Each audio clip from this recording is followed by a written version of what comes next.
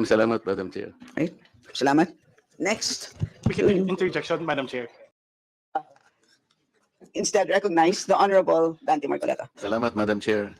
Pasensya na kasi nahuli ako nung tinawag mo ako, napaparating pala ako. So, anyway, nandito na po ako. So, I think I can still use my time.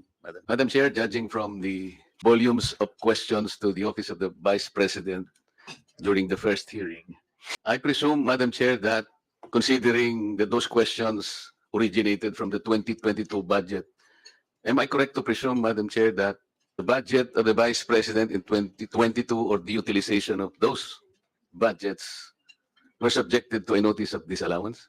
COA, Come again, sir. What's the question? tinatanong po kayo kung nagkaroon ng notice of disallowance noong 2022 ang OVP.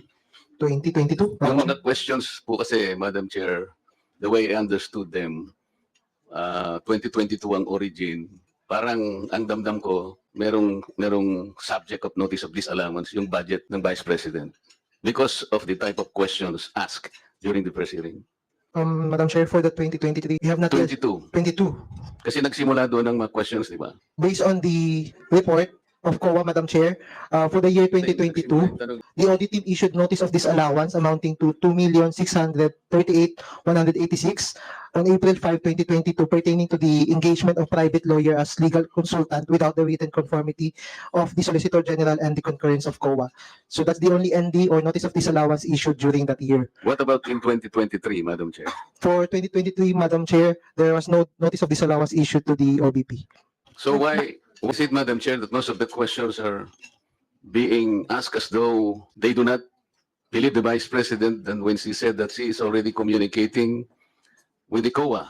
Madam I think Chair. the Office of the Vice President, Madam Chair, is being audited by the Intelligence and Confidential Fund Audit Unit. Is that correct? Madam Chair, if I clarify, what I have said about the notice of disallowance is pertaining to the transactions of the OBP, not for the confidential fund, because we are the audit team of OBP for the transactions to audit the transaction of the OBP, not the confidential fund. The confidential fund is being audited by the ICFAO, another office from the COA. Yes, so the question is supposed to be for you. Yes, Madam Chair. Subjected ba sa Intelligence and Confidential Fund Audit Unit, Yes, yung Madam confidential fund ng Vice President? Yes, Madam Chair. So was there a notice of disallowance? There was a notice of disallowance issued for the fourth quarter of 2022, Madam Chair. There was. Yes. Okay, Madam Chair, may I know the nature of a notice of disallowance?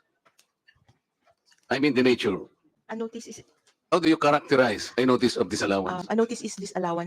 disallowance is given out for expenses, disbursements. It is a notification to the head of agency and or accountant informing and requiring the persons liable to restitute the amount of the disallowance.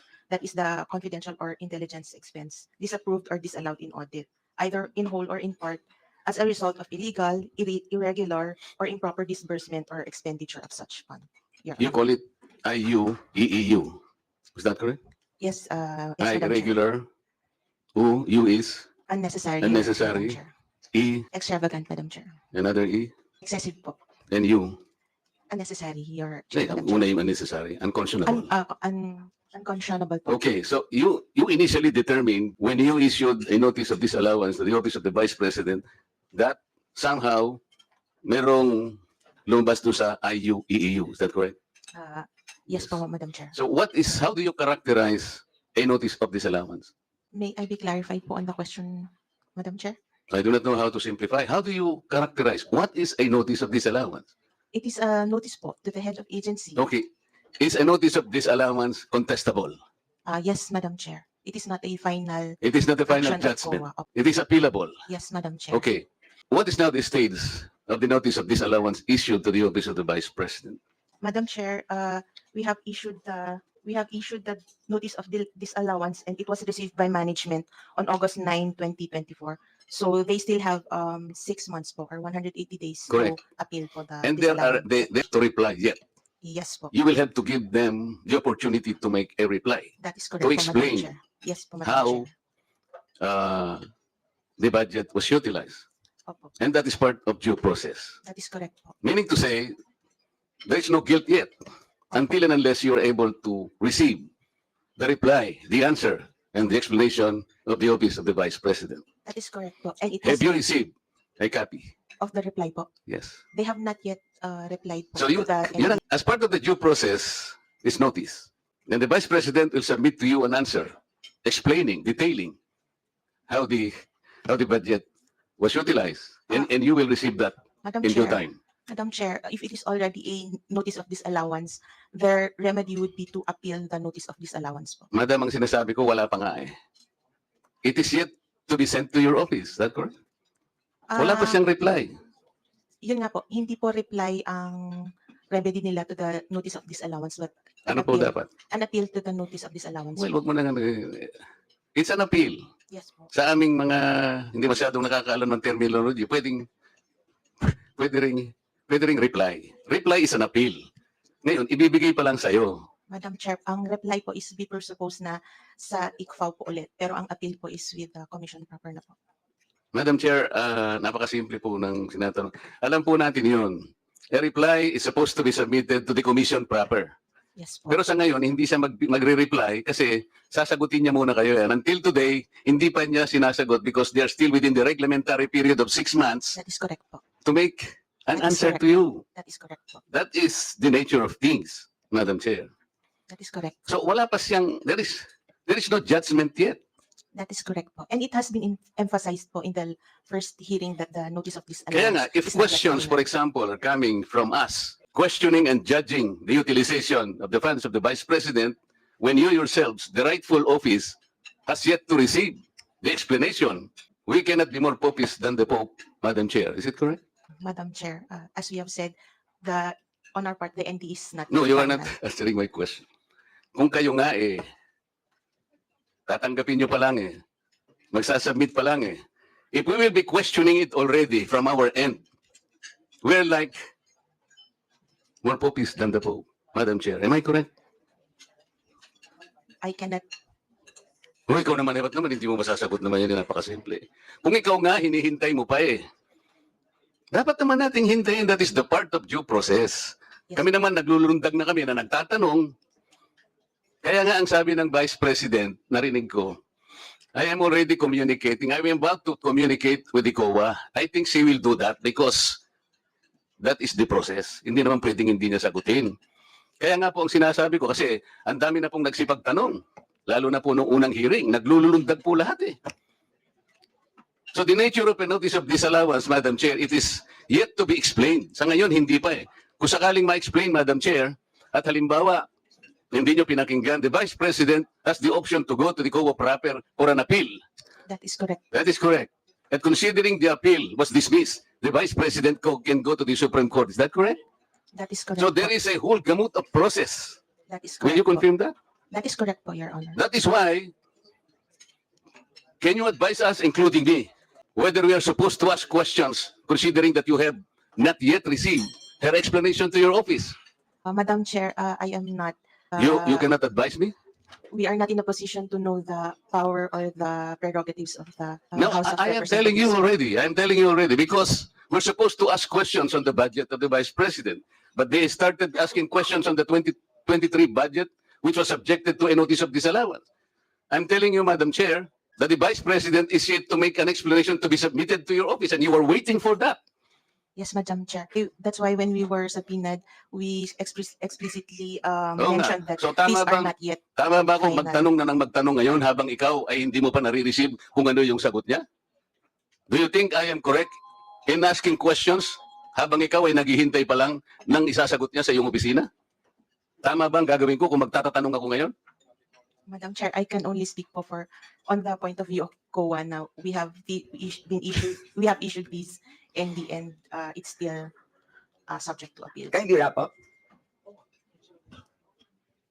Maraming salamat, Madam Chair. Salamat. Next, Quick interjection, Madam Chair. Just a quick one. proceed. Maybe ask the representative COA, did I hear it right, that the Vice President's office has not yet sent a reply about the notice of disallowance? Not yet, Madam Chair, because as we have replied, their remedy is either to, settle the disallowance or to file their appeal. So there was no there was no official communication yet from the office of the Vice President in reference to the observations of the Commission on Audit. As to the notice of disallowance, there has been yet no communication yet. I'm just raising that point, Madam Chair, because if I remember it right, the Vice President replied all throughout the discussion that she has already communicated to the Commission on Audit. Clarification, Madam Chair, the notice of disallowance signifies that it has already gone through a lot of steps before Back it and has forth. arrived at a notice of Yes. disallowance. So from the time that an AOM was Issue. issued, there have been communication with the office. So of it the is Vice correct to President. assume, Madam Chair, that due process was afforded to the Office of the Vice President. Yes, Madam Chair. Thank you, Madam Chair. And so there are no more Madam Chair, members. Yes, very yes. quick manifestation only please proceed. to the interpellation of the Honorable Marcoleta. It is my understanding that he's questioning the position of COA for disclosing the notice of disallowance, considering that the OVP has not yet filed its answer. I just wish to manifest, Madam Chair, that the filing of an answer or appeal, as the more appropriate term, is not mandatory. Instead, it is the discretion of the OVP. As a matter of fact, if the OVP fails to file an appeal, it renders the disallowance final and executory. Otherwise, if they file an appeal, there's a possibility for reversal. And be that as it may, Madam Chair, this representation does not see any issue why the COA should not disclose the notice of disallowance. Let us all be reminded by the constitutionally guaranteed right of the citizens to public information on matters concerning public interest. And even assuming that after the filing of an appeal, the notice of disallowance was reversed, the COA has all the liberty to disclose to the public that they were wrong in issuing the ND, and that later on the OVP was able to justify the basis for the issuance of the ND. So to conclude, Madam Chair, the filing of an answer or an appeal, as a more appropriate term, is not mandatory. Instead, it is discretionary. If the OVP files an appeal, then she has a chance to reverse the decision in the ND. Otherwise, if they opt not to file an appeal, then the ND becomes final and executory. Thank you, Madam Chair. And to add, there is no specific provision in the joint circular prohibiting the disclosure of an ND. And number two, by definition, kung na disallow na ang isang expense, ibig sabihin nun ay hindi siya confidential.